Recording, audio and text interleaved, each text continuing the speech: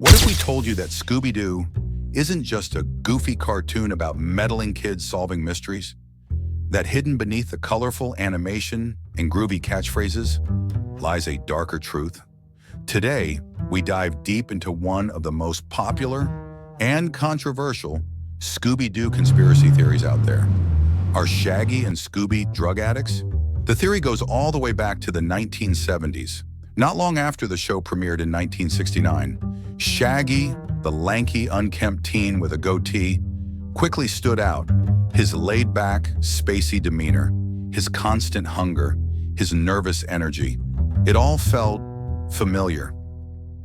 It was modeled after the 60s stoner archetype, a time when the counterculture movement was in full swing.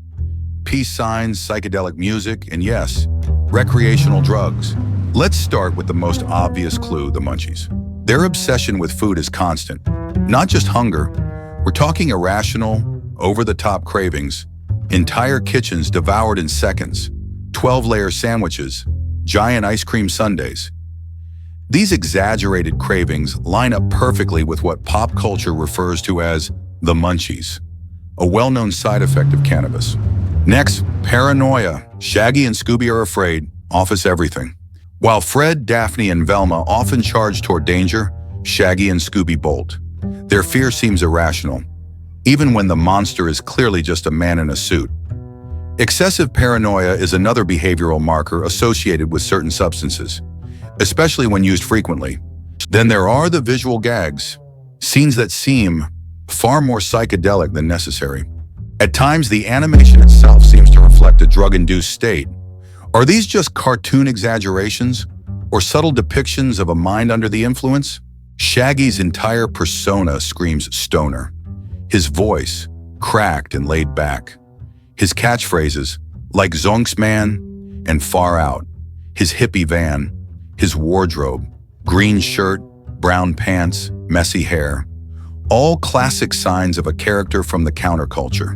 In fact, Shaggy was voiced by Casey Kasem, a vegetarian and activist, who reportedly refused to do burger commercials in Shaggy's voice. Even he saw the character as more than just a joke. And what about Scooby? Some theorists argue Scooby is either hallucinated or just as high as Shaggy. The way he talks, almost human, yet not quite. The odd logic of their dynamic, their synchronized panic attacks. It's as if Scooby and Shaggy exist in a world slightly removed from everyone else's reality. Ever notice Fred, Velma, and Daphne never seem to see the same hallucinations Shaggy and Scooby do? Now, to be fair, not everyone buys this theory. Many argue it's just exaggerated comedy, classic cartoon humor. Overeating, fear, and wacky animations have always been part of children's media. Plus, the creators have never admitted to any drug-related intention.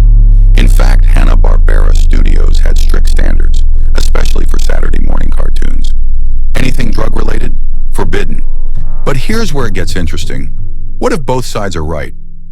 Maybe Shaggy was inspired by the stoner archetype, without being explicitly shown as one.